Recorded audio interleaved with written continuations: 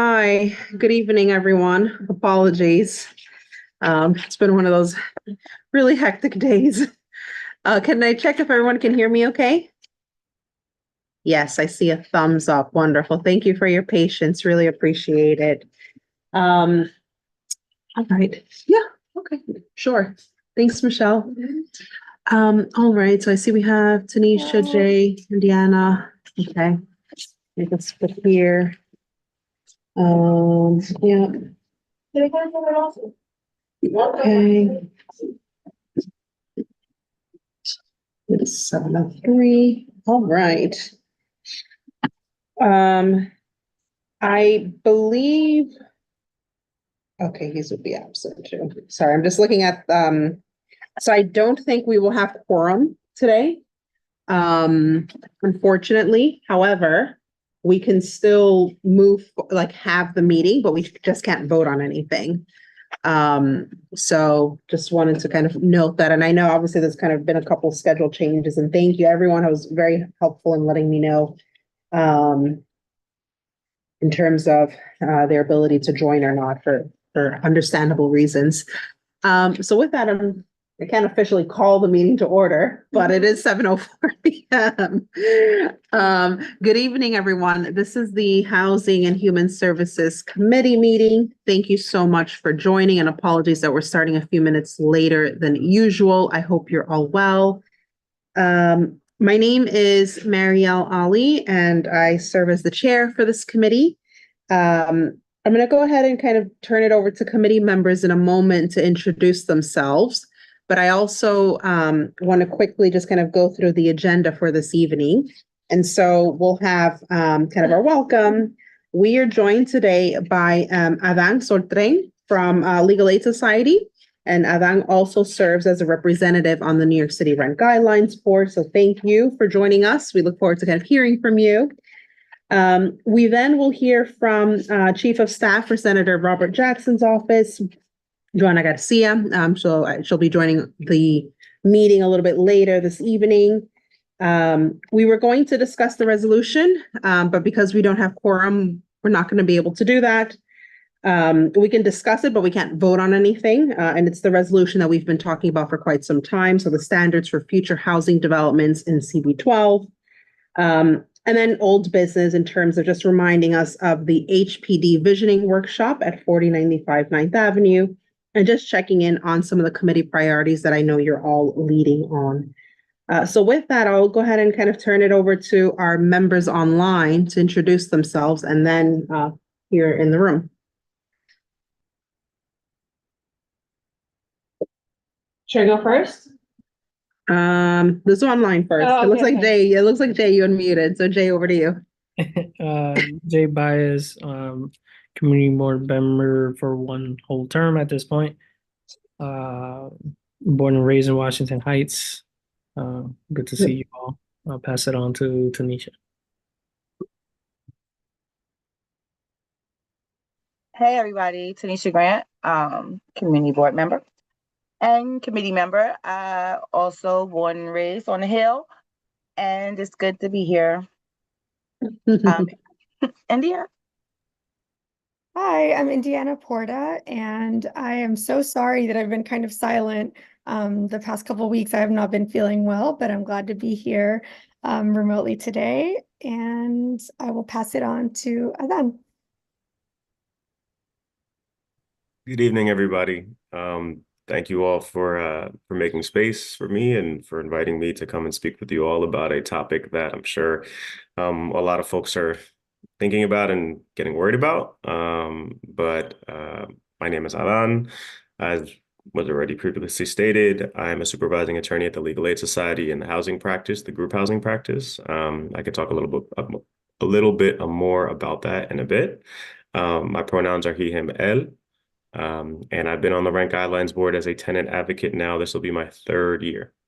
So. Awesome. Thank you so much. Michelle? Oh, hi everybody. My name is Michelle Lee. I am on the community board. I'm also on this committee, and I'm the treasurer of CB12. I actually was raised in Flushing, so I'm in Queens.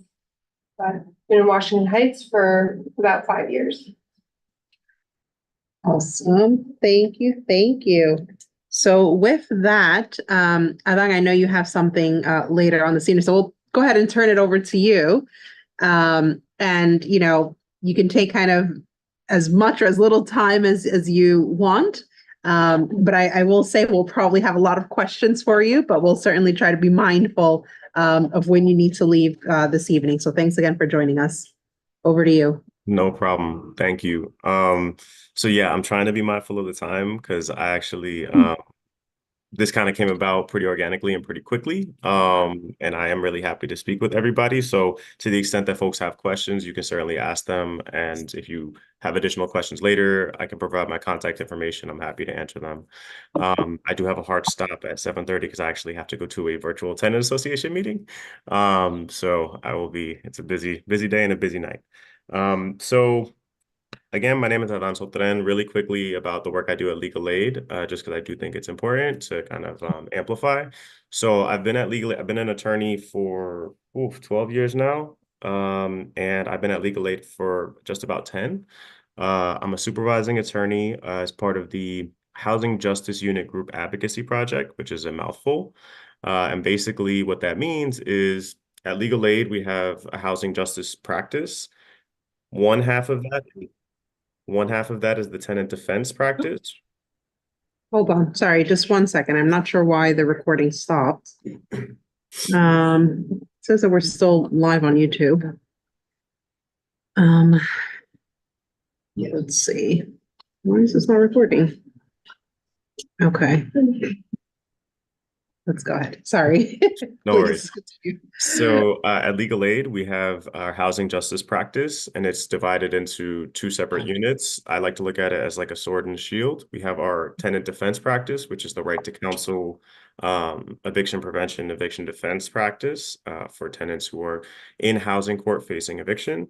And then we have the group advocacy project, which is the affirmative, more sword-like aspect of housing justice. So we work with groups of tenants and tenant associations throughout the city, and we bring affirmative litigation or affirmative lawsuits against bad actor landlords for harassment, for repairs, for rent-related issues, for illegal construction, demolition, a whole slew of different things. And so I supervise my team of 9 in Manhattan. We operate out of the Harlem office, but our catchment area is throughout Manhattan. So if you know of any groups of tenants, we don't do individual cases, and we don't often do eviction defense cases unless there's like a through line. Like, for example, if a landlord is trying to evict a whole bunch of people under a certain scheme, we would potentially take that kind of eviction case. But if you know of any tenants or groups of tenants or tenant associations in need of help, you can always reach out to me. We're trying to do as much good work as we can all the time. So like I said, I will drop my info in the chat, or I'll get it to y'all at some point. But that is not why I'm here today. Although it is related, I am here today because I am a tenant representative on the Rent Guidelines Board. I don't know how deeply involved or how much folks are really like steeped in Rent Guidelines Board stuff or not. So I'm going to start general, and then if folks have specific questions, we can go from there. So in 1969, the Rent Guidelines Board was created. It was created actually as a matter of like state law, and there's a reason why I'm explaining this. I'll get to it later. And basically what it was the rent stabilization law was created to ensure that there was regulation in the housing market, because there were folks, as you can imagine, throughout the middle of the century that were having a really hard time finding affordable housing and finding protections for housing. So in 1969, they created this regulatory scheme that we all know now as, rent regulation, aka rent stabilization and rent control. And then the Rent Guidelines Board was actually created in the law as a body that would meet yearly to establish what the rent adjustments would be per year. The reason why I say adjustment is because that's the actual worded verbiage in the law. It doesn't mean that it's supposed to decide rent increases every year. That is a fallacy, right? This is what we've been taught to believe, but in reality, it's about rental adjustments. Another quick note about the actual language and purpose of the law. There was a section of it, one of the earlier sections that talks about like the declaration of a housing emergency. And basically it gives a backdrop as to this was created, rent regulation, as well as the Rent Guidelines Board, to protect tenants. It was intended to protect the market as a whole to some degree, but mostly to protect tenants and to protect them from profiteering and price gouging landlords. And also the stabilization and continued preservation of longstanding neighborhoods. So if you actually look at the language and then you look at the sort of circus that unfolds every season, it's a far departure from what I think at least the Rent Guidelines Board was created for. So the board itself is encompassed by made up of 9 people. There's a chairperson and 4 other public members, but those 5 people, including the chair, are considered the public members on the board. Aside from those 5, you have 2 tenant advocates and you have 2 owner advocates. Everybody serves at the quote unquote pleasure of the mayor. So we're all appointed by the mayor. We serve varying terms. The law actually has distinguished like 2-year, 3-year terms. But the key takeaway here is that the mayor picks us, right? They vet us, they put us through a process and whole background check and everything else related. But as you would imagine, when the mayor has the power to appoint people, they're picking who they want and they have a vision kind of for how they think the process should unfold. And I'll leave y'all your imagination to what that could possibly mean. But that is one of the main things that a lot of advocates in the tenant movement are trying to fix. And I'll get to that in a bit. So the 9 of us meet every year, and we debate for a period of about 3 months whether an adjustment is warranted to everyone's rent, that is rent stabilized and rent controlled, and if so, what that adjustment looks like. The debates revolve around a series of reports and information that were provided by the actual institution and entity that is the Rent Guidelines Board. The Rent Guidelines Board actually employs staff, and it's like a lot of data crunching folks who they have historically gotten information from the Department of Finance. They've gotten it from DHCR. They've gotten it from, other private sources. And what they'll do is they'll compile a series of reports and we'll have a series of meetings and subsequently public hearings to debate whether or not there should be an adjustment that is made and what the adjustment looks like. To give a flavor of what some of those reports are, so there is the income and expense report, which is basically a report about how rent stabilized and rent controlled landlords, the income that they've generated, but also the expenses that they've had to dole out, right? There's also the income and affordability report for tenants, right? Which is supposed to give a snapshot as to what living in New York City is like in 2024 and previously, and how that should affect what a rent adjustment could look like. There's also a report given by, different banks and lenders, and there's a mortgage survey report. There's all sorts of economic and social reports that are supposed to factor into our decision making. And then ultimately in May and then in June, there's a preliminary vote on what the adjustment should be. Any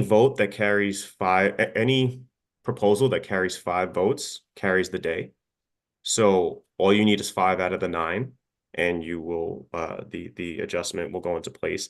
And something like 97% or 98% of the time, whatever the range is, because that's one thing I should mention. At the preliminary vote, it's not a number. It's not a firm number that you vote on. It's a range. And so it could be like a 3 to 5% increase on a 1-year lease, or a 5 to 10 increase on a 2-year. Whatever the range that is voted on and decided on the date of the preliminary vote, 97, 98% of the time, the number at the end of the day in June for the final vote lands within that. sorry. So is that a question? Just I got that, Adang. Uh, Richard, you just have to accept, promote to panelists. I'll try again. Just go ahead and click it. Gotcha. Thank you. So, that's a bit about the process. I'm obviously condensing a lot of this considering the time constraints. There's from my end, right? Myself and my co-chair, my co-rep, Genesis Aquino from Tenants and Neighbors. We spend this whole season, as we like to call it, the next couple months, meeting with data folks. We meet with tenants. We meet with members and organizations of the tenants' rights movement. We talk to different politicians. We talk to, folks like y'all. And we try to get a firm grasp on what the real issues are that are facing tenants. We try to get a firm grasp on the data that supports the positions we need to take. And then also to strategize on not only a public sort of approach to getting our voice out there and our points across, but also then Genesis and I have to do a lot of sort of backdoor negotiating with the other members and with and usually like the chair, right? Because the landlord, the owner representatives, we're never going to come anywhere close on anything. As if any of you have been following the last, I don't know, 30 years, you'll see that the owners are always asking for something absurdly high, and we're often really struggling to keep it just as low as we can. If you also look at the data, you'll see that they've won that fight 94% of the time or 92% of the time. So it is a difficult battle, but it is one that we unfortunately have to keep fighting in the way that we are. And I'm also hoping that some of the reforms that different organizations and different lobbying groups are trying to put out there will hopefully take effect at some point in the future. So I guess with that, does anyone have any specific questions about either process, about some of the data information, or I don't know, this year's upcoming season? I'll answer whatever I can. I do Sure. have So one. one second, Indiana, one second, and I'll turn it over to you. Okay, I don't thank you no, all good. Thank you so much. Really appreciate it. Just to give you a context, but also for our newer members as well. So every year our committee does pass a resolution in support, or depending on what it is, obviously, but calling for, kind of, respectable and reasonable rental adjustments, we should say. And usually it's in May. And so, and I can share with you kind of the language that we've used in the past. And usually we kind of just adjust it to kind of, reflect what kind of comes out of that preliminary vote to show that range, hoping that would then influence the kind of the final decision in June. So just wanted to share that. One question from me and maybe probably the wider committee is around how can we be helpful? Obviously we have that thing in May, that kind of resolution that we put out, but are there things that we can be doing now before May rolls around to start some of that advocacy work? And, from your perspective, what is that? And then I don't know if you want to take like a couple questions and respond, or I don't mind just answering them kind of as we go, because again, I just want to be mindful of time. For sure. So thank you for reminding me about the resolution. I do recall probably around that time, the RGB itself gets in a lot of either like written testimony or resolutions or letters, basically like asking, demanding, begging, whatever it may be, right, in terms of what the position should look like. And so I thank you all for your advocacy in that regard. What I would say is,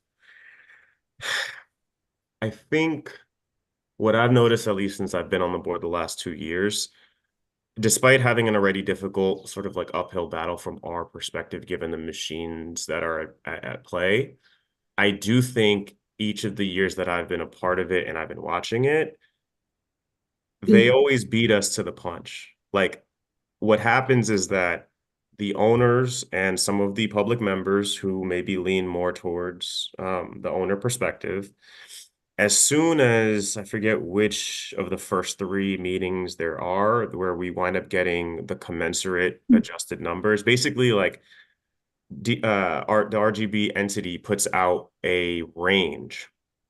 And they have these certain projections based off of inflation and, different statistical matrices. And then when those projections come out, we've already lost because they'll set the goalposts at like 7% and 12%, which is absolutely absurd. And so by the time that all happens, we're already behind the eight ball and we're trying to negotiate down from a fictional number, right? But because it comes out in the report and because a lot of times the RSA and, CHIP and a lot of the other lobbyists on the other side of the aisle, or lobbying groups, I should say, they amplify it in the media, right? And so I think something that I would encourage y'all and other folks to do is whether the resolution comes out in May or sooner, or if there's any sort of letters, or I don't know if there's ever been, cross community board, advocacy where all of the boards are sending something to explain to, the board and really the mayor that this is unacceptable, right? Like people cannot afford to have further increases. I mean, if you look at the housing vacancy study that HPD just put out, if you look at the New York Times recent article about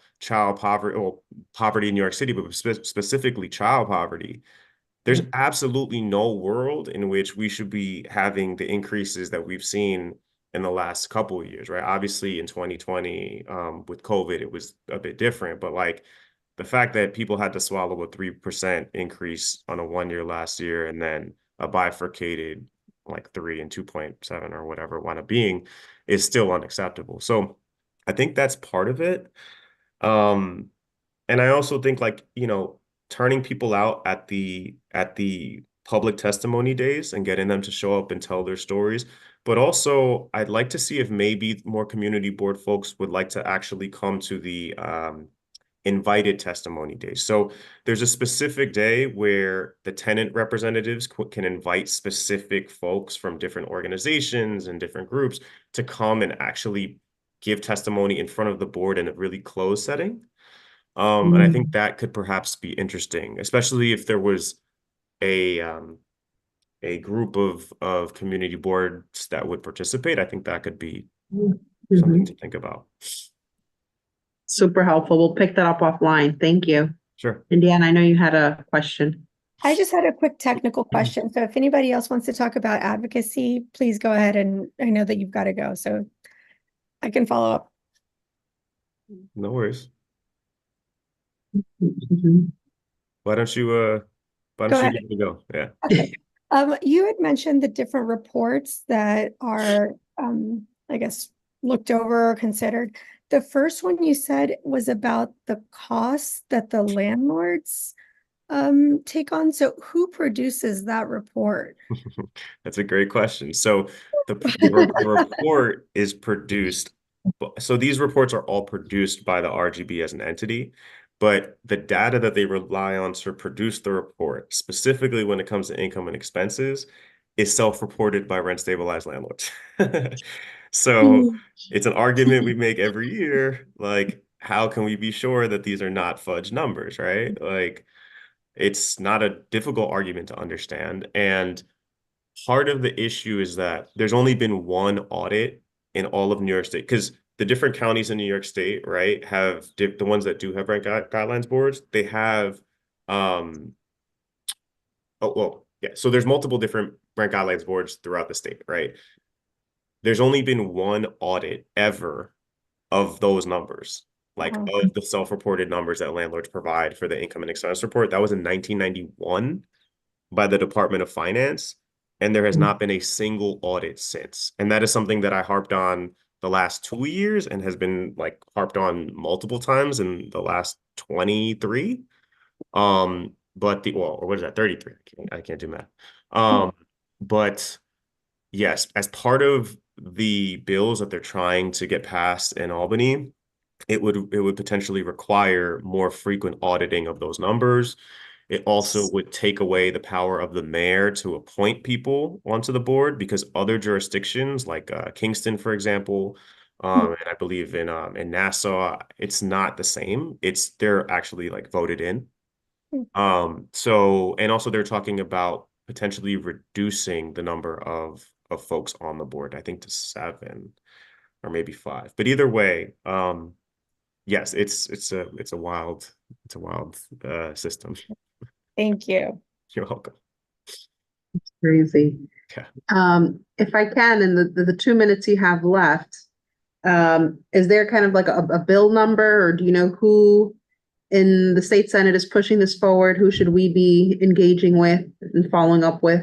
Sure, I don't have it handy, but I can absolutely get it to you. The Rent Justice Coalition has been spearheading sort of that push. And so I can absolutely either get you in contact with certain folks or get you the information. Awesome, thank you. Any other questions? I'm sure probably more will come, but we've now kind of made the contact. And we'll certainly kind of be engaging with you over the coming months as we look ahead to kind of the new season, so to speak, to see how we can work together. For sure, that sounds good. Like I said, feel free to contact me. Do I have access to drop something in the chat? You should be able to. Yeah, sure. I will. I don't have a question, but I Sure. have a comment. Chair, thank you. I just feel like that is absolutely ridiculous. That is absolutely not democratic. And that is absolutely horrible for our families. I just like want to get on the record that we have to connect this to public housing, because like I just feel like in all of these arenas they're coming for the everyday people homes. So yeah, I'm sure that we will be I would be one of those board members that would come down and testify, because we are the people that we represent. So we really appreciate you for coming here and giving us this information, because we be knowing that it's messed up, but knowing how it's messed up is very helpful. Thank you. Thank you, Chair. Good points, Anisha. A couple of action points for us for sure.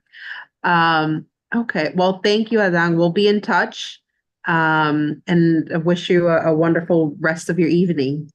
Thank you so much. And thanks again for having me and for creating the space and for doing what you guys do, because I know it's a volunteer position. There's a lot of things that a lot of communities in the city need.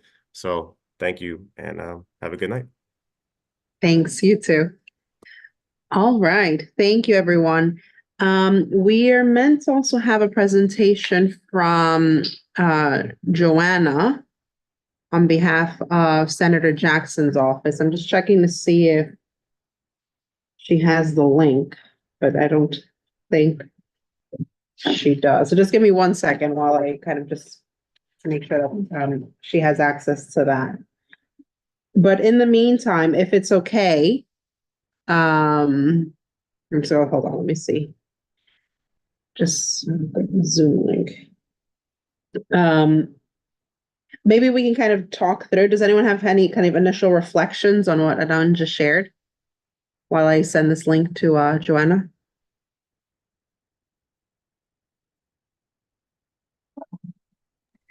I have a threshold question. Have we ever done joint resolutions with other boards? I know we have with other committees. It's possible that we have done something. I know we have, for instance, which I've seen, and actually what I've been trying to do recently with this current resolution, kind of share drafts or kind of get inspiration from other boards, community boards, and say, hey, this is what we're working on. This is probably an issue in your community. Do you have any thoughts or suggestions? But I'm not sure. Richard, would you mind if I ask you, since you've been on the community board a lot longer than most of us? I don't mind being asked. I'm not sure that I have a full answer to that. I think the borough board, where representatives of all 12 Manhattan boards have a monthly meeting with the borough president's office, would probably be the venue for coordinating that. That makes sense. Or at least it's the easiest. I mean, we or anyone else could go one-on-one and I don't remember anything specific on that. But odds are pretty good there's a sympathetic borough president in addition to the thoughts coming from here. Thanks, Richard. Sorry, still trying to get this link sorted. Let's see. One second. Does anyone have any other kind of thoughts on rent guidelines board? Oh, here we go. No? Okay. That's fine if you It was don't. an interesting presentation. I don't have too much commentary, but I just thought it was really interesting to understand like how the board is made up of different sets of people and how like they get vote, like just like how we get appointed, they are also appointed. And yeah, it was really interesting to hear his perspective, so I appreciated the presentation. Yeah, no, for sure. Thanks. And I mean, that's also something I was like, particularly the audit bit surprised me. Yeah, Yeah, that's concerning. Very concerning. But it's good to hear at least that there are groups that are sorry, I'm just trying to send this while I'm talking. There are groups that, have identified what are some things that we can do to kind of reform how this entity works. It's just a matter of let's see that get across the line in the state Senate. So okay. I think I've sent again. Let's see. Okay. All right. So can I suggest, just in the interest of time, that maybe we move on with our agenda, and if Joanna is able to join us, then we can kind of pause and have Joanna join us. I think Joanna did have something prior to this, so it could be running slightly over. So the other thing that I've put on here, so we could probably shift down to the resolution on standards for future housing developments. Again, we can't vote on anything this evening. And I'm not able to, I haven't had a chance to share my screen yet. Let me quickly do that. Ah, Joanna has joined us. Great. So let me promote Joanna. 1 second. So we'll actually go back. Hi, Joanna. How are you? Give Joanna a moment to get sorted. Hi, everyone. How are you?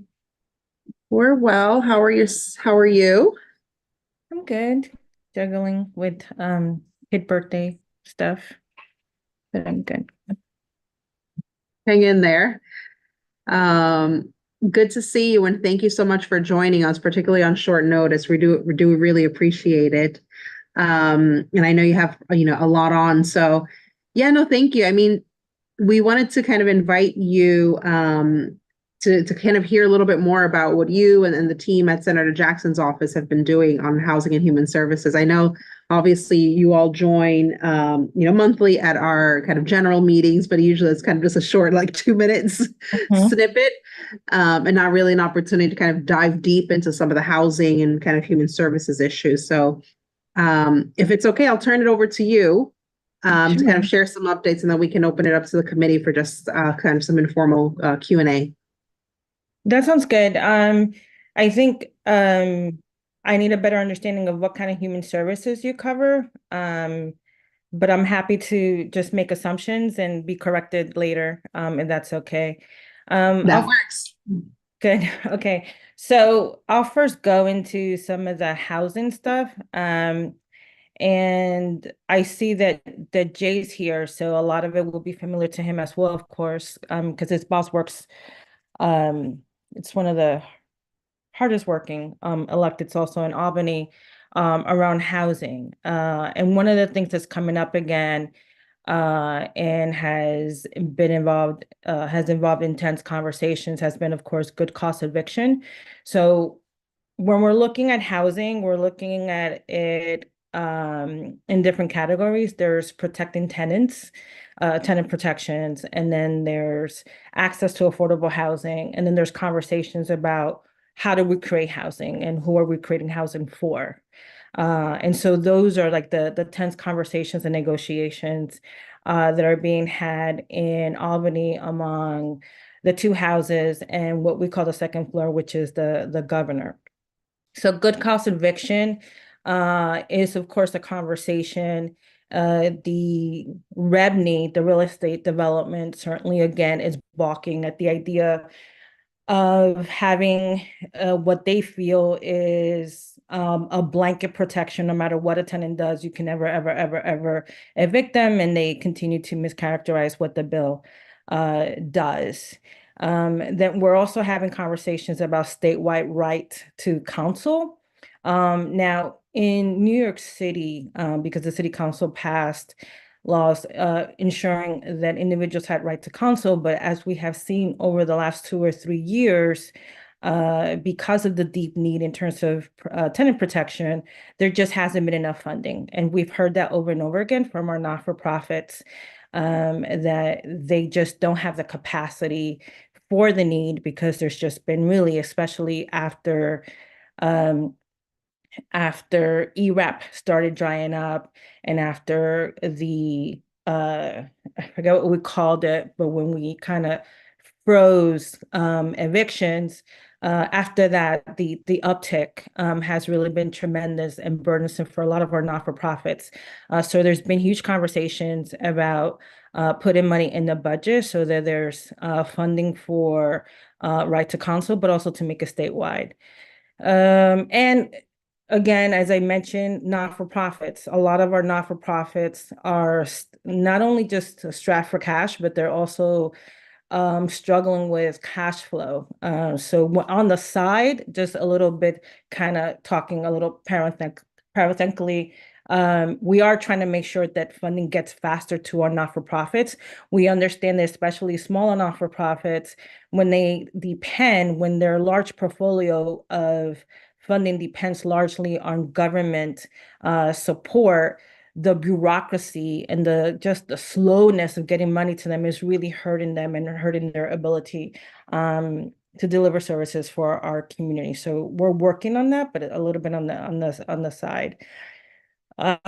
We are also very concerned with the rent, with the real estate lobbyist pushing to roll back some of the tenant reforms that we accomplished in 2019.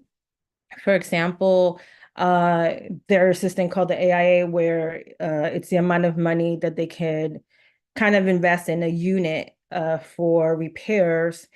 And right now it's $15,000, and they're pushing for it to be much higher, like $80,000, which will be incredibly burdensome for tenants. And so those are the things that are being spoken about, and that the legislature is hoping to push back against. And then there's access to housing, right? So we're also pushing for expanding vouchers. We know that as the rent goes up, vouchers also need to kind of match with that. So we want to expand not just in terms of laterally the amount of vouchers, but how much of the rent that would cover. And there's TOPA, which is what gives tenants a first right to purchase should their landlord want to sell, or it gives them also a right to either turn their building into a co-op or to have a significant say in their next landlord. So again, that will be under the access to affordable housing and just giving more tenant empowerment. Then there's creating housing. The governor, so last year, there's the program 421A that sunset, and that's a program that developers liked a great deal and are hoping that will make a comeback in one way or another, probably under a slightly different name. But essentially it gives tax breaks to developers for creating housing. critics say, and Senator Jackson is one of them, it just doesn't create enough actual affordable housing. And even when we say how many affordable housing that actually creates, it's that age-old question of affordable to whom, especially in our community where the average income is about 36,000 in terms of family income. So those are conversations that we're having about what vehicle we're going to settle on in terms of creating housing and incentivizing housing. Also with discussing what that new kind of incentivizing program will look like. We have unions also weighing in because they want to make sure that the individuals who are working on construction can actually are being paid a prevailing wage so they can afford to live in the places that they're building in, for example. There's also a new social housing bill, and Community Service Society is also really excited about it as well. It's a social housing bill that was introduced by Senator Cordell Clear and Assemblywoman Emily Gallagher. And the concept is still being fleshed out, but essentially the concept is that the state will create an entity that will create and provide and maintain permanently affordable housing. And it has looked at different models. It's got a lot of folks really excited about it. And I think it's something that this committee should definitely look into to see, not just if you want to support, but the sponsors are very open to having conversations of how to make it better. The concept is good. It's a very strong concept, but because we know, for example, the NYCHA model isn't working. And there's so much critique about when you put creating affordable housing in the hands of developers or having to make deals with developers when their main criteria is, making a profit. So taking that out of the equation and kind of making the state a little bit more responsible for creating housing, affordable housing. And as well, there's a push for looking at what converting office space to housing will look like. There's also something interesting that has developed this session, and it's a interfaith coalition. As you know, there are so many religious institutions who have brick and mortar, but they can no longer really afford to pay the rent on the brick and mortar, right? And there's a lot of iterations in terms of challenges that these houses of worships are experiencing. And so there's a coalition where they're collaborating together and they're talking to the legislature and say, listen, we own brick and mortar and you need space. So let's talk about what it will look like for us to be part of the solution in creating affordable housing and subsidized housing. So those conversations are also in the pipeline. And some of the concerns that the senator has is what we have seen in regards to warehousing. You hear so many, not just landlords, but you just hear far too many elected leaders saying that there isn't enough housing. And it's true that we need more housing because our population is increasing. But there is an incredible amount of warehousing. There's so many buildings in our district that are just vacant. And the excuses that landlords give is that they don't have enough money to invest in bringing up the bathroom or the kitchen up to code.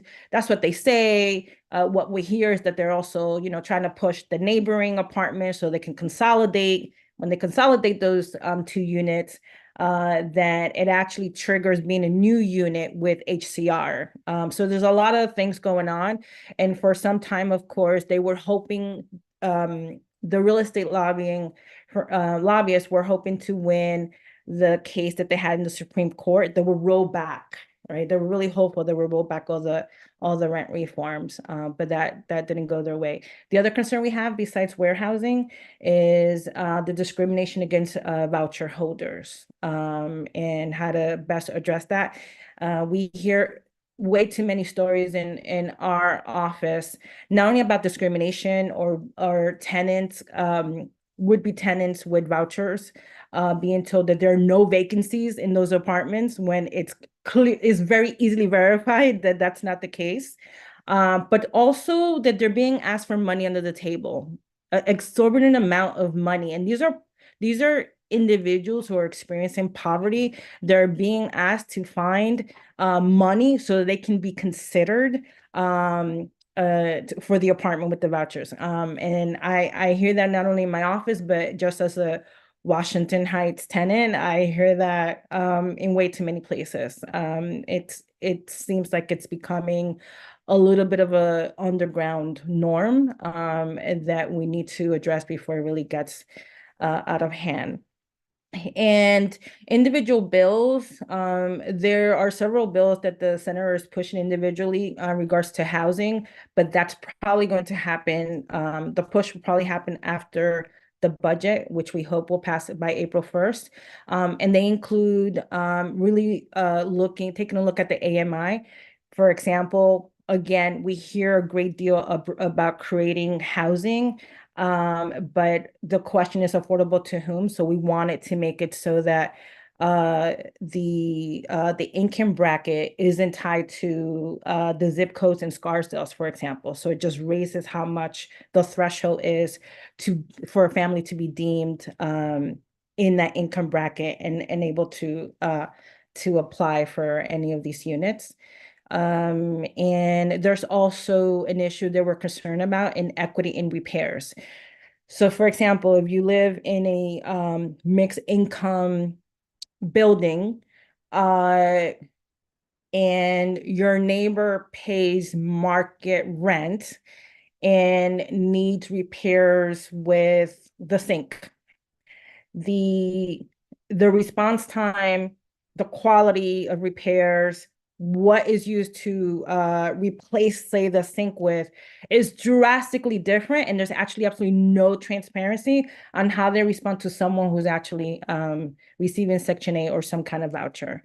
And that is a form of harassment, and it is a form of really demoralizing and discriminating against a tenant. So those are some of the issues that we are looking at. I'm sorry, I know I went for a while, nonstop. No, thank you. That was really helpful. Clearly, this is Senator and the team, you all are very busy because there's so many issues going on within that. Maybe if it's okay, maybe we'll pause there just for a moment just to see if anyone has initial questions. I know that I have a few, probably more than we have time for, but if it's okay, Joanna, I might come back to you on email with some of them. But Yeah, just some of the things. Just to let you know some of the things that we're trying to work on as a committee. One is around a resolution that highlights what we would like to call kind of standards for future developments, kind of standard guidelines for future developments. And this has been pushed a lot because, as you're very well aware, there's obviously a lot of developments happening that have happened that are going up or will be going up. And so what is it that we as kind of Washington Heights and Inwood want to see? And I can share the draft with you. We won't be able to vote on it this evening because we don't have quorum. But one of the things that I think is missing in it, and we've also received this feedback from Carmen's office, is around just fleshing out a bit more and being quite specific in terms of the AMI numbers, which I agree. So I'll send that over to you and would certainly welcome some feedback from your team. The other thing is we did, just before you joined, we had Adan Sortring from Rent Guidelines Board, one of the tenant representatives. So that's some of the work that we've been doing as well. And a couple of other things, but I'll pause there and kind of give an opportunity for members to ask questions. I wanted Thanks. to quickly just respond to that first issue that you brought up. I still need to confirm, so if you email me, I'll give you more information. Yep. What we heard very recently, and that I think your committee should be aware of in regards to development, is that Empire State Development had entered into an agreement with Columbia to pretty much develop the whole corridor of Broadway through Washington Heights and Inwood.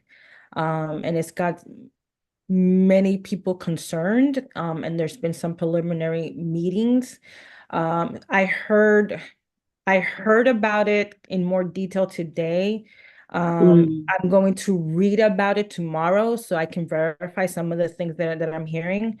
But there's some high level people that are concerned about it.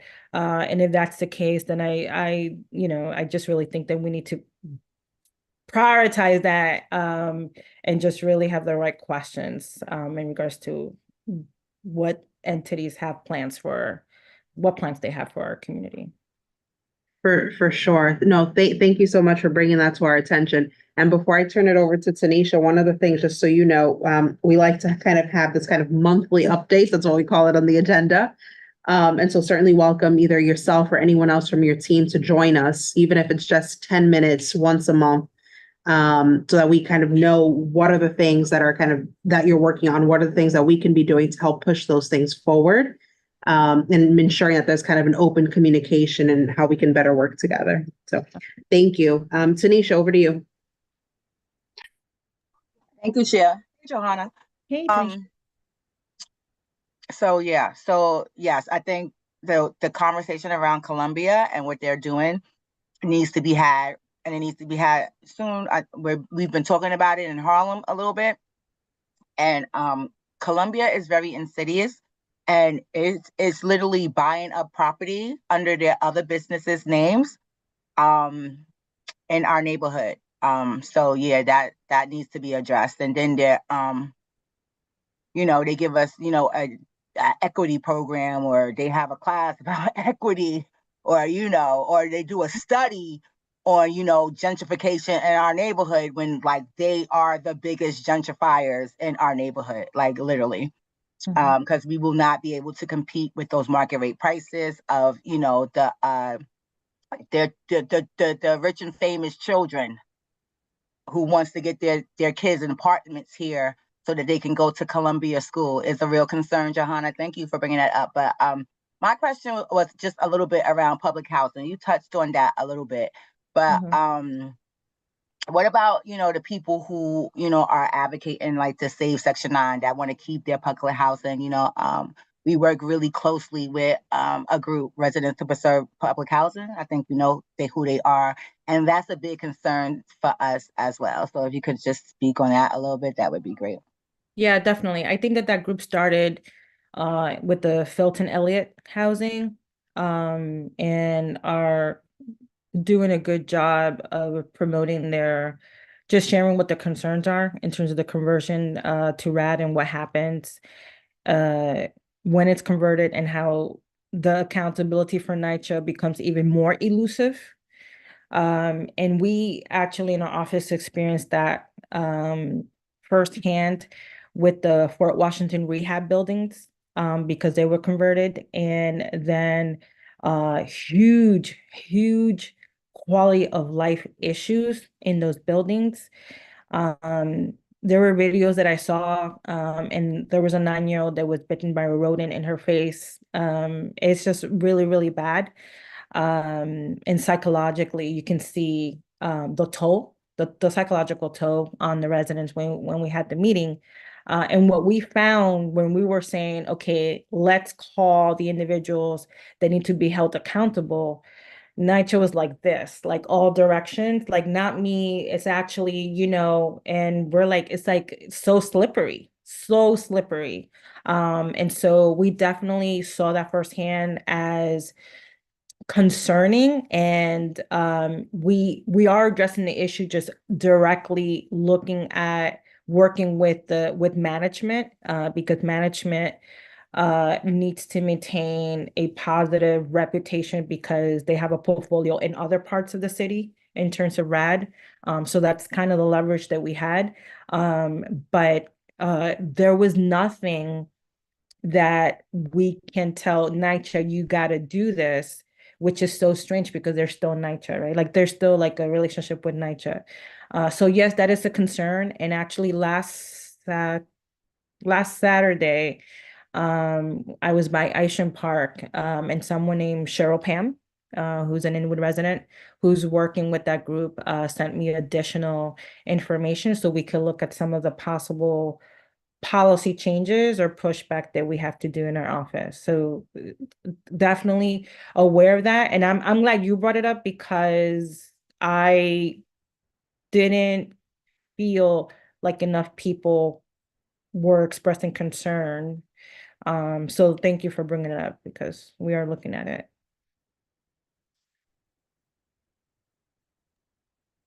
Great. Thank you, Joanna. Anyone else from the committee has questions?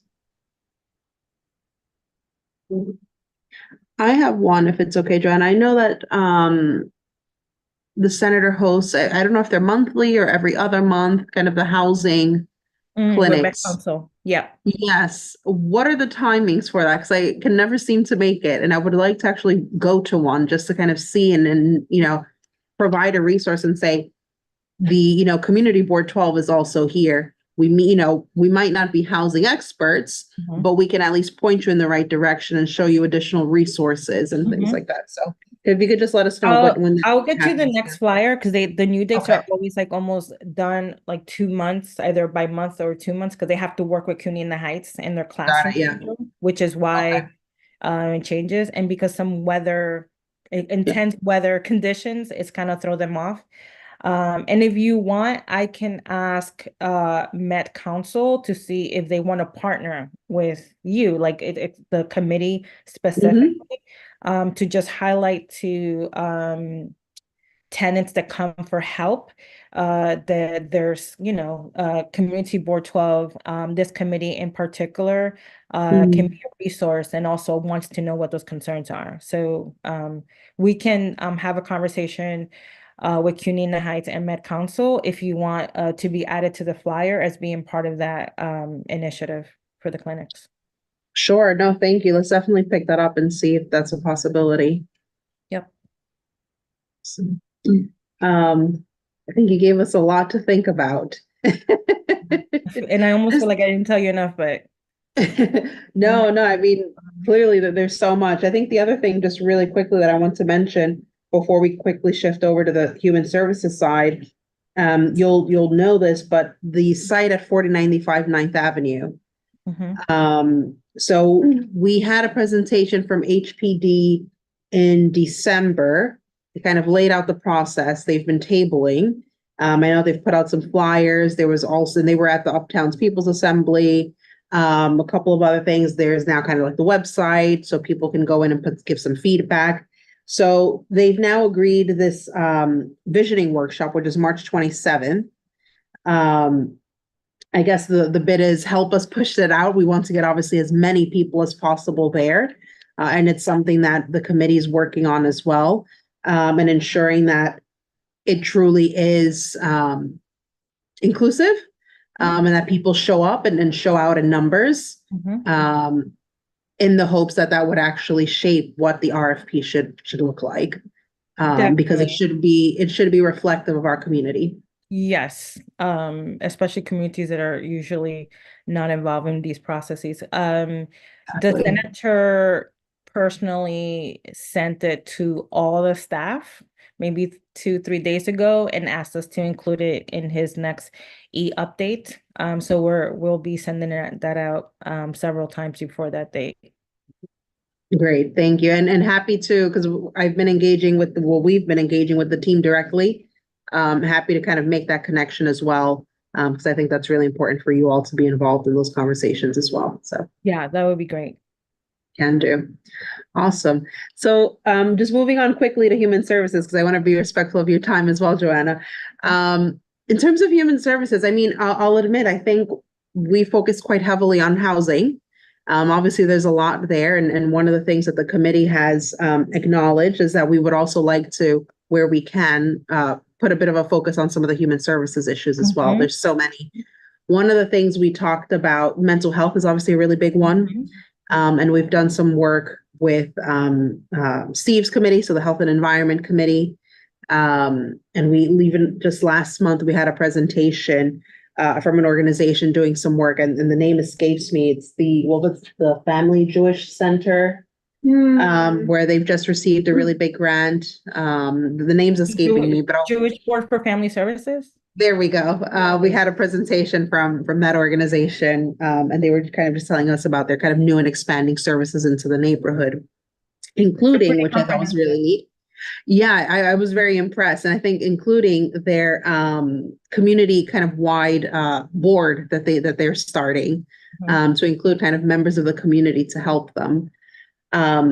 The other thing that we've talked about very briefly, and this is a bit kind of farther back, where things around domestic violence as well. I know that's kind of been an issue that kind of colleagues have mentioned. Things around like accessibility as well.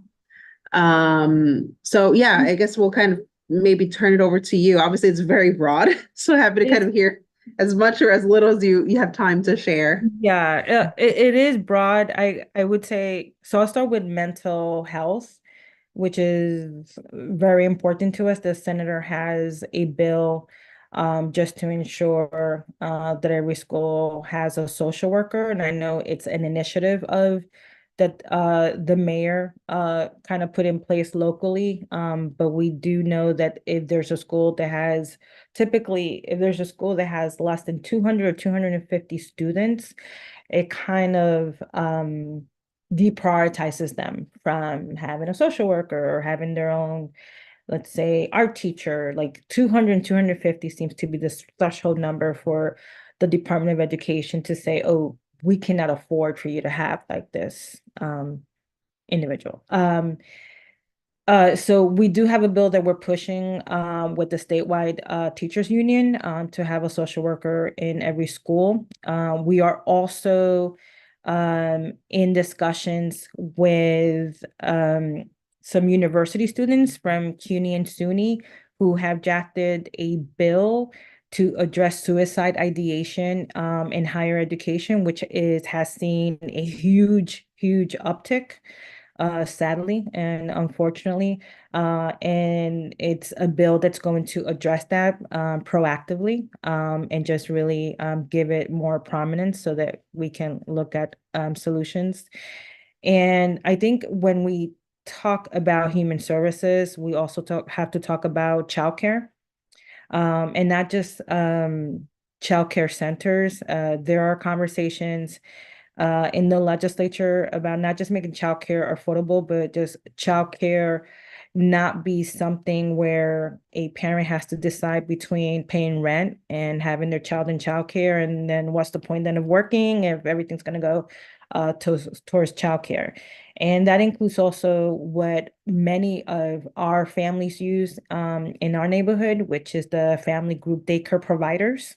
And just ensuring that they get their due in terms of support, in terms of payment. So for example, in a center-based program, and this became extremely exacerbated during the pandemic, if two of your kids are out in a center-based program, the program still gets paid. In a family group daycare program, two kids are out, you're just not going to get paid. So you can't sustain it. And what we find with group and family daycare is that it's one of the key places that where children get more culturally responsive kind of care. Especially when we're talking about infants and toddlers. And these licensed providers also have the ability to provide after-school care for their older siblings. Again, when you look at the realities of their families, the high number of single parents that we have in our neighborhoods, just trying to make it through. So often when we talk about childcare, we forget the family group daycare model, and we can't, because it actually is the crux of what many of our families do. And when we ignore it, we're actually perpetuating a kind of black market. We perpetuate what's called like informal care, where these individuals aren't licensed, vetted, but parents are desperate, right? But we want everyone who wants to provide care to get the training and to be equipped with running their home care business of childcare. So it's a win-win situation all around. And so the health and safety is top of mind as well.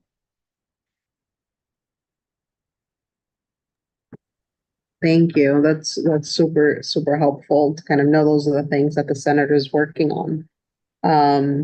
Yeah. Any questions from the committee? On those bits? Go ahead, Indiana. For the schools that are under 200 or 250, are those charter schools?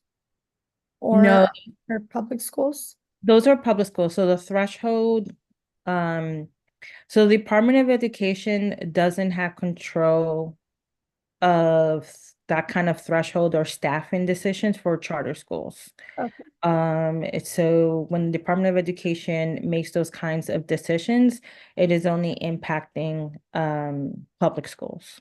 And do we have a lot of public schools that are that size in the district or like under that size? We're beginning to have, so since the pandemic, we have a higher number than we did pre-pandemic. And so we have more and more schools that are concerned about I'll back up a little bit. The way that our schools are funded is per pupil, right? So depending on how many students you have enrolled, it translates into what your budget is for the school. What that also means is that it also incentivizes a principal to have overcrowded schools, even when they don't think it's good for education, because the funding mechanism just kind of perpetuates and incentivizes that, which again are things that we're having discussions about. But usually if a school is 200, 250 students, the Department of Education finds it very difficult for them to be able to pay for a social worker, especially if they do have like senior teachers, which is good because that means experienced teachers, but experienced teachers also means that it takes a lot from your personal budget. So it's like this kind of give and take situation.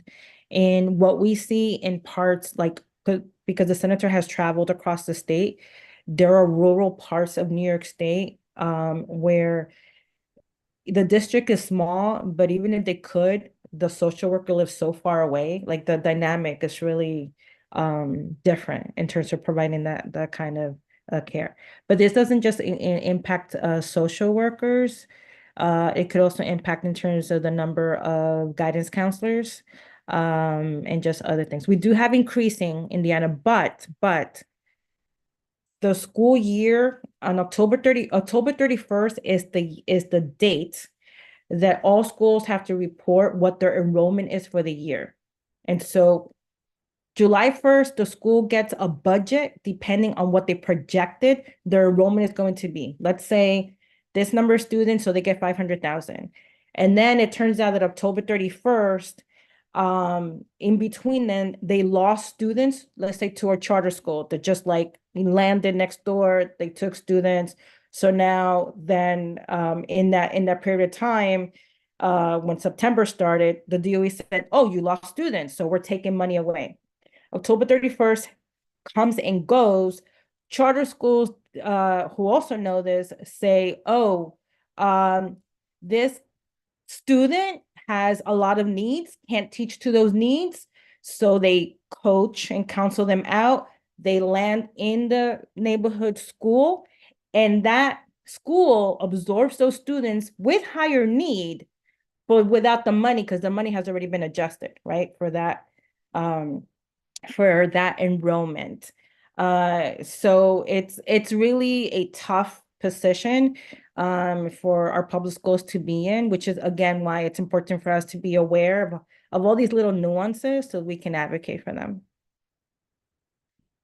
And what I was going to really say is the influx of migrants, right? So after October 31st, and ongoing, we see the, the influx of migrants in our schools, and they're not just bodies in our schools.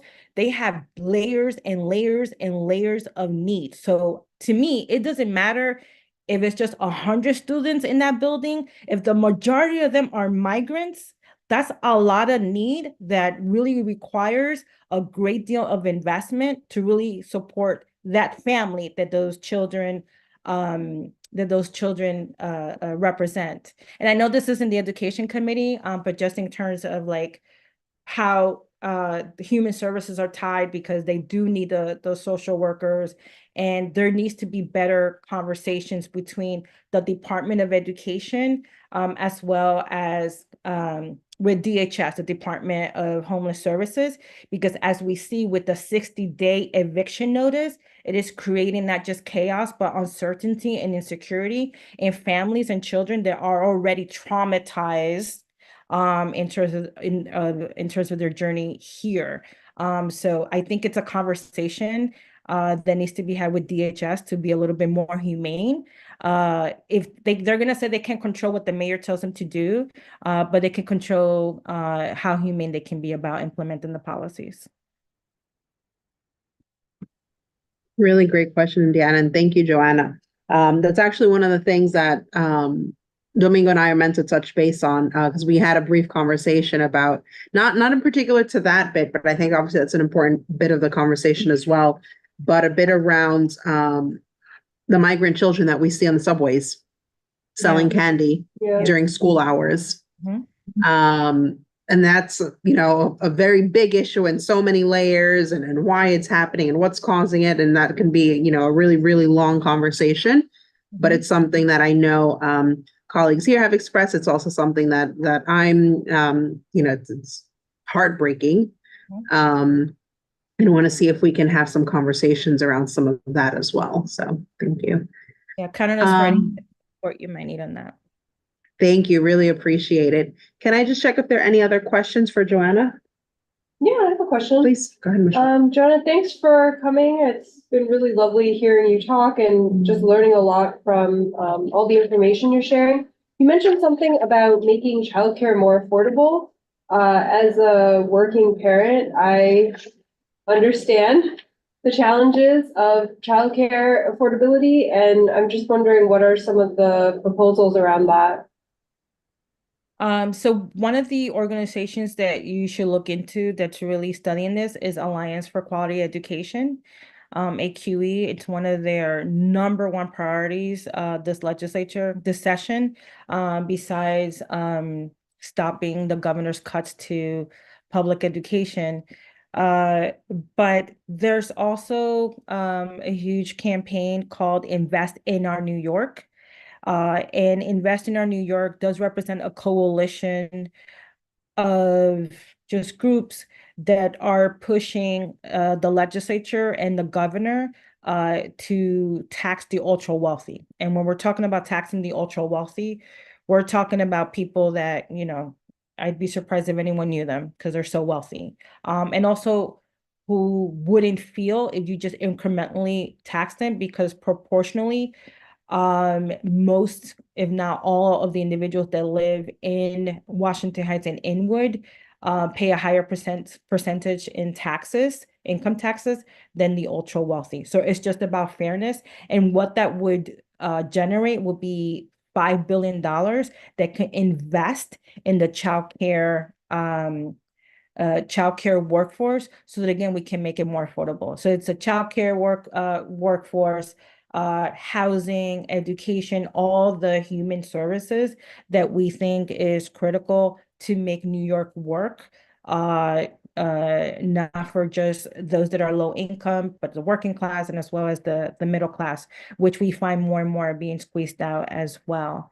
And yeah, so if you send me an email, I can send you more information on that. Those are fights that are being had right now in terms of negotiation among the legislature, and you will hear the governor say proudly that she's not going to raise taxes. And what that implies is that she's being asked to raise taxes on people like us. That's not what it is at all. It's also about taxing in terms of capital gains. There's wealth that ultra wealthy people have that never gets taxed. We're talking about, you know, a Rembrandt piece of work of art. We're not talking about if someone owns a house, 250,000, and that they inherited from their family. We're not talking about that at all. We're strictly speaking about ultra wealth. Like think like Bezos, for example. And even when you look at Trump's, I mean, horrible example using Trump because he's just like really far out there and not doing things correctly. But Trump, for example, represents a New Yorker who proportionally pay less taxes than the average New Yorker. Thank you. Yeah, I remember the governor made an announcement at the Y, actually in the neighborhood here, and I attended it, just about bringing a lot of funding to early childhood education. Were those funds just sort of like temporary or just from the pandemic? And like is it that funding? Where is was it, right? Yeah. Where is it? That's a great question, and I'm gonna track it. Because I am not sure if that conversation was about adding more childcare slots, just so that say, hey, there's more accessibility, because it's two things, right? There's being able to afford childcare and then finding the childcare, the available slots at places that you feel comfortable with. Money from the state is notoriously slow in getting to where it needs to go. So thank you for reminding me. I'm going to track that, and if you send me an email out, I'll respond to you in regards to the status on that. Thank you. Awesome. Thank you, Michelle. Tanisha? Yeah, thank you, Chair. Yeah, so in my capacity as a organizer, as a community organizer, I am a parent leader with AQE. I've been organizing with them for almost 10 years now. We was just in Albany yesterday. I would suggest that we have them come here and do a presentation for us on childcare. We saw several of our state legislators yesterday. It's very important. And also ONI, Invest in Our New York. They are another one of our community partners. When we talk about tax the ultra rich, I need everybody to understand that we have over 120 billionaires that live in New York State. 120. We have over 700 ultra millionaires that live right here in New York State. There is no reason that our people are suffering the way they are, that our children are suffering the way they are. Like when we talk about childcare, we're talking about, you know, people like Johanna said that have their own childcare business, like in their houses. And most of the time, that's where people want to take their children, right? They want to take their children to someone they know and someone they're comfortable with. But literally, these people do not make enough money to sustain. And they're getting paid by the state, Chair, and it's once a month. And sometimes them checks get lost. And then it's like a whole process to try to get that money, and it's just not enough. And it's been like this for a long time. So I would suggest that our Housing and Human Services Committee invites AQE to do a presentation for us on at least childcare. Yep. Thank you. And thank you, Tanisha, because you reminded me to look at the specific proposal. Yes, AQE, you can go on AQE's website and see it. It's the proposal is also represented as actual legislation introduced by Jabari Brisport. So if you look up Google Senator Jabari Brisport childcare, you should be able to populate the actual legislation that describes the proposal. Great. Thank you both. Tanisha, let's pick that up offline and see if we can maybe do something with youth and education. Maybe it's like a joint meeting. And we can have them come and present. So we can kind of sort that out, the logistical details over email. I want to be mindful of time because it's almost 8:30. And Jana, you've been incredibly helpful and incredibly informative. So thank you. And then we hope to kind of keep the conversation open and going on all of these things and be an ally. But just want to see if there's any last questions for Joanna. And would echo what Tanisha put in the chat. Thank you for all you do. Okay. Well, thank you so much, Joanna. Feel free to stay on or log off. We're now just going to move on to the draft resolution on standards for future housing developments. As I mentioned, either way, I will send it with you, Joanna. We're not voting on it this evening because we don't have quorum. And I think there's a couple of bits that I'm still missing anyway. But I do just kind of want to share it kind of publicly as well. So let me That just sounds share my great. screen. And I'll wait for your email, and then the information that I shared that I'm hearing about, the rumblings about development, I will share with this committee as well. So I just want to say Great. thank you for giving me the time, and I hope everyone has a great rest of the evening and weekend. Thank you. Great. Thank you so much, Joanna. Have a good evening. So just give me 1 second, everyone. I'm going to go ahead and share my screen. This is the same document. No, just so you know, there haven't been any changes since what was shared. I think it was in January when I last shared this. There were a couple of conversations that I did have, which I wanted to update you all on. Here, let me see. 1 second.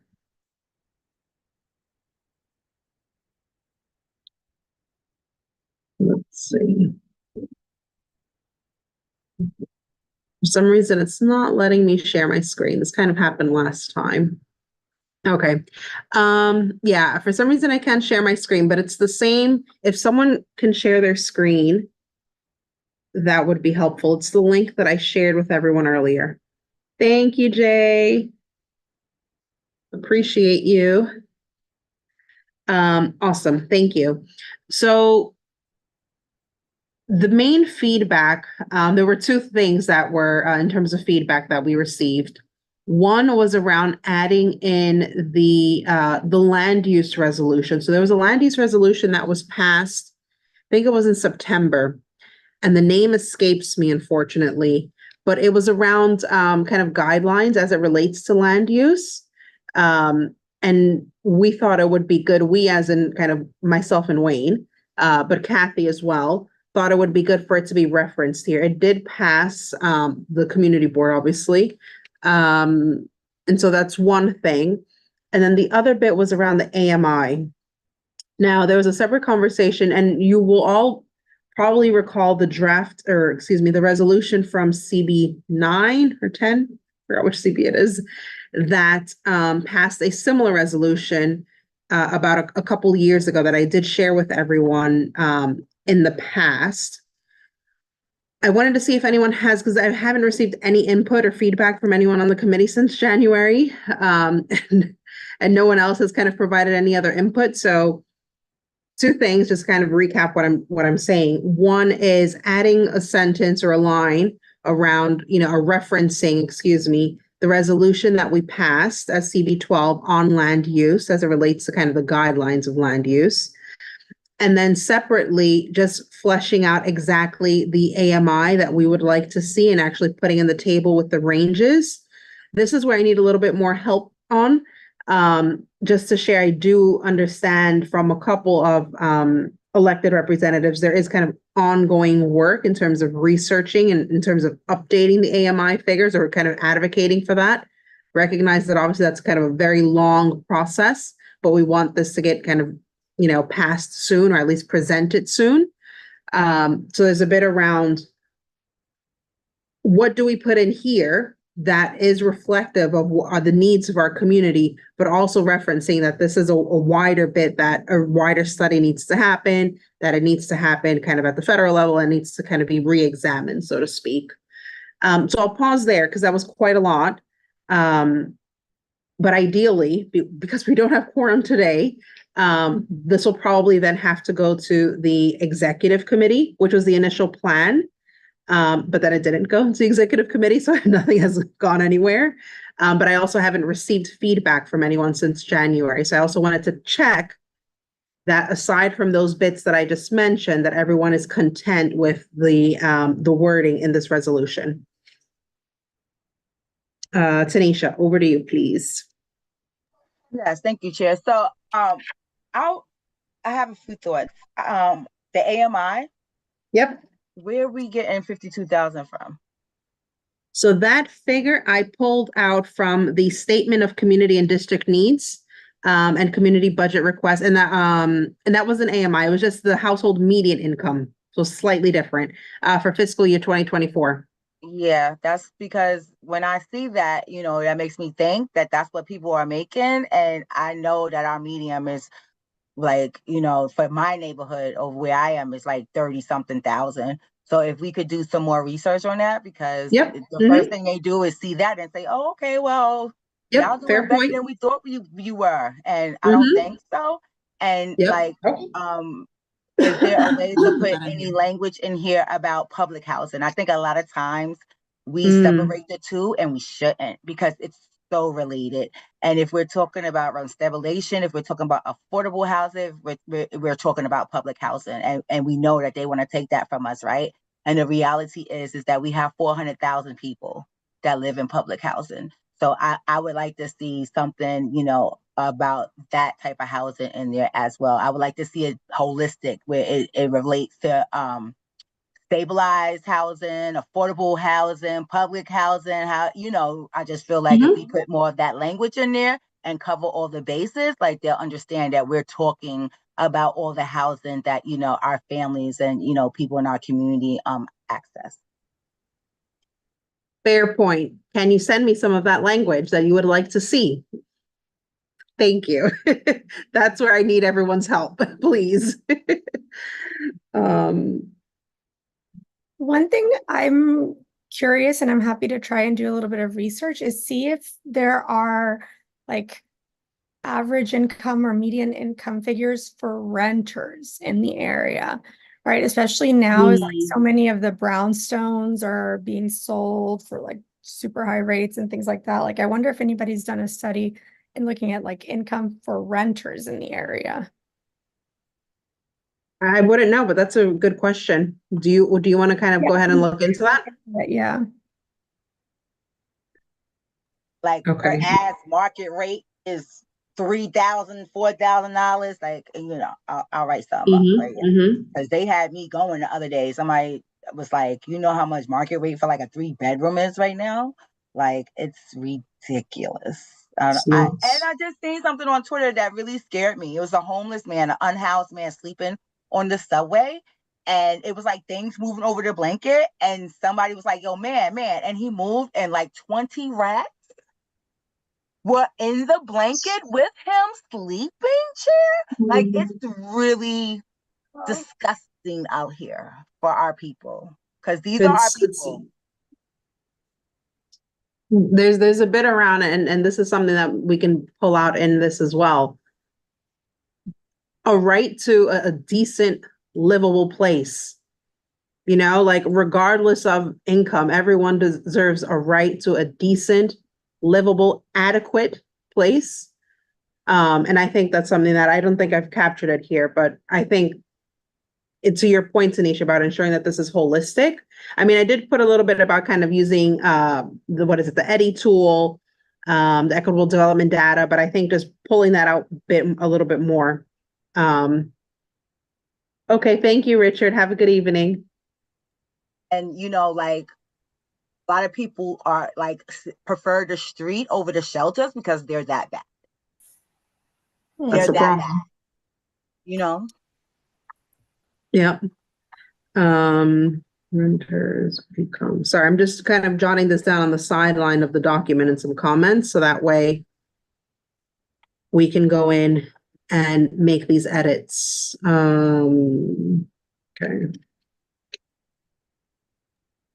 I think from what I see here, one of the things that we should add is also supportive housing, which is I mean, I'm of the opinion that if we just had supportive housing instead of investing in shelters, it would just solve our problems. Mhm. Okay, So I think just adding supportive housing is one of the things that should be done. okay.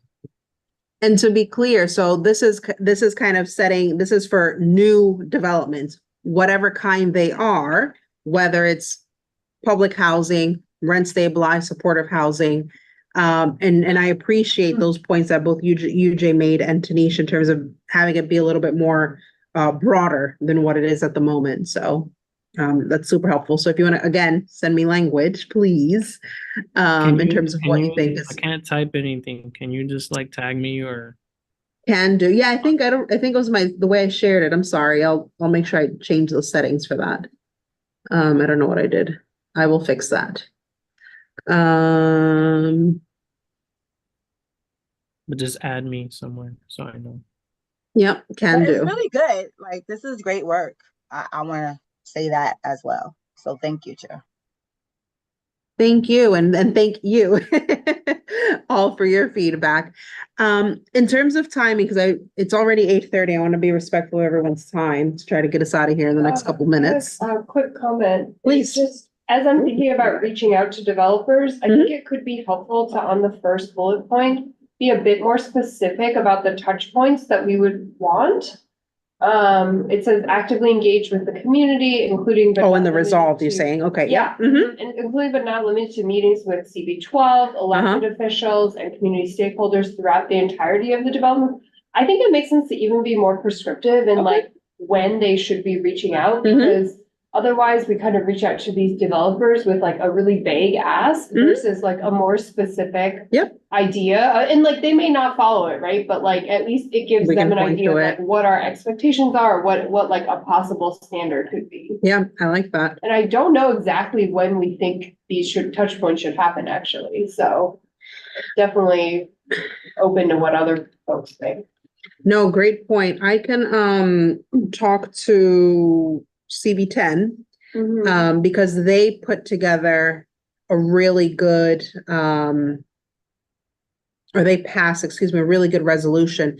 And they also gave me the contact information for the person in HPD, usually that developers usually go to when they first starting. And so I need to follow up and Yeah, I'll see put if you in you could pass contact it with to that me. person as well. Because we want to kind of let them know, hey, this is what we're working on here in CB12. Here's a heads up. We expect, not that we want, we expect developers to come to us and to kind of build that kind of expectation from the beginning. And not coming to us like when they need something or they're requesting a variance is usually when we hear from them. You know, when they're like, oh, we just want extended hours to kind of keep drilling holes somewhere for an apartment building that no one can afford. So there's that. Okay, so I've added those points in the document. I need to fix the sharing settings on this, and I will do that. Just looking at those dates. Oh, go ahead, Jay. I'm sorry. I was gonna say where it says actively engage with the community, I would just put the surrounding community. For like when we're talking about at least engaging the folks that live around where they're trying to build. Yep. That's Yep. where they should also be engaging the community board that hits all of us, but Yep. Yep. Fair point as well. Yep. Surrounding community. Awesome. Thank you. Okay. Just looking at the calendar now. So I know that the executive, I believe they'll meet on the 19th. Is this the Tuesday or the Monday? I always forget. Actually, there's a calendar right there. Let me look at the calendar. I'm sorry. Where are They those changed usually? it. Wait, no, it's usually Monday. It's Oh, the it's usually- 18th. it's the Yeah, 18th. It's the 18th. Okay. yeah. Okay, got it. Thank you. So with that being the 18th, oh, I just closed up the calendar. Sorry. I'm just trying to give us a date that we can work towards. So if you can send the language by that date so we can kind of get it in there. So we'll probably need to have the resolution to the,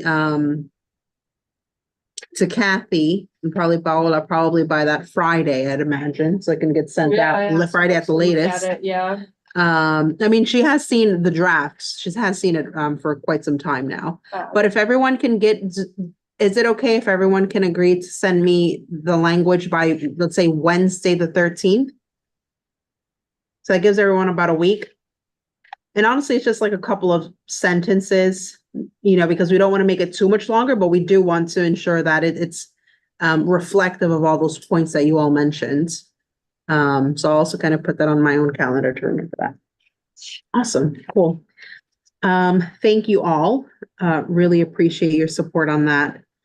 And then just the last thing under old business. I already spoke about the visioning workshop. It's on March 27th for the 4095 9th Avenue. I sent the emails that HPD sent. I'm going to try and get the actual PDF as well. So if you could please share widely. I've shared with Ebenezer and kind of electeds and so on. We want to get as many people at that workshop as possible. And if you can make it, please do as well.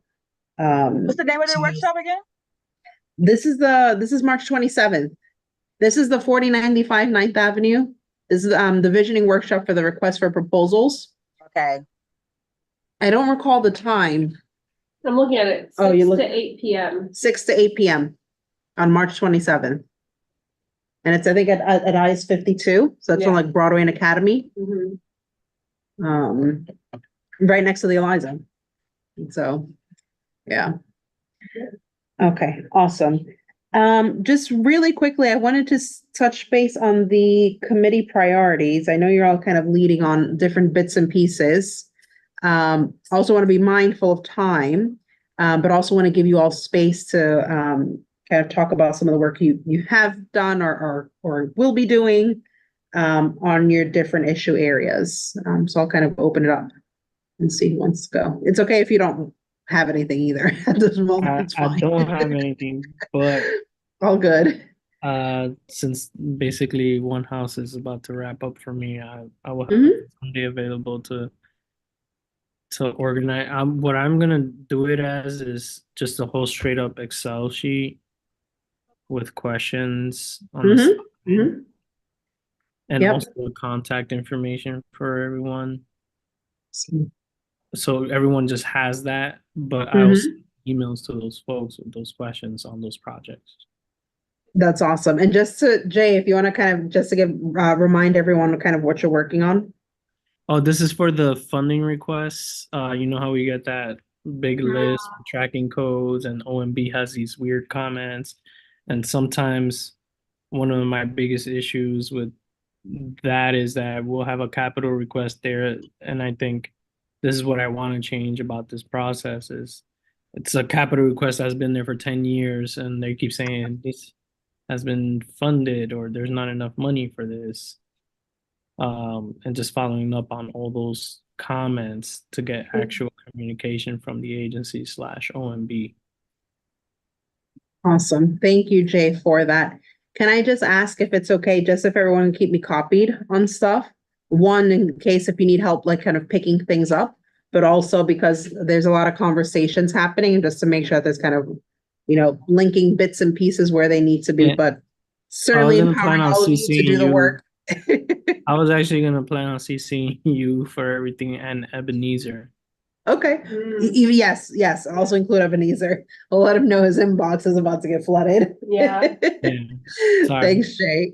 Appreciate it. Anyone else? Yeah, so I was thinking mine was the mental health piece, right? Yep. Does that still work for you? Yeah, right. I was thinking about maybe talking a little bit about mental health services that can be accessed online. Because Yeah. that's a new thing. So I gathered around 3 of them that I've heard that's good that I can offer as resources. Says, some people just don't want to leave the house these days. And I understand why, because all of the things your girl Kathy got the National Guard in the subway. So it's a lot happening. checking people bags and it's so crazy to me because I know hardly no one who keeps like weapons in their bags. Like, but whatever. But yeah, Chair, that's what I'm working on. I like that. And it's also, so it's that, but it's also like people are busy. Like there's just so much happening. And sometimes you have people working 2, 3 jobs, you know, they have kids, they have this, they have so many commitments. And one of the struggles, the reason why they can't access these services is because there's no time. They don't have time to commute to see, you know, a mental health provider. But if they can, you know, jump on their phone real quick and get some of those services, then that's a start in the right direction. So I And really like like some of that. them are a couple of them are like hybrid, right? Like you get a Mhm. choice. Like if you want to come in, you can, but you know, it can be over, you know, a Zoom too or whatever. I think that's something we should talk more about because it's like coming I like a that. part of our everyday life. And you know, video Exactly. calls are here to stay. Yeah, for sure. I need to follow up though with Norma from the Jewish Family Board Services because I didn't hear back in terms of the I saw her the other day, Chair. I was on one of the meetings. were you?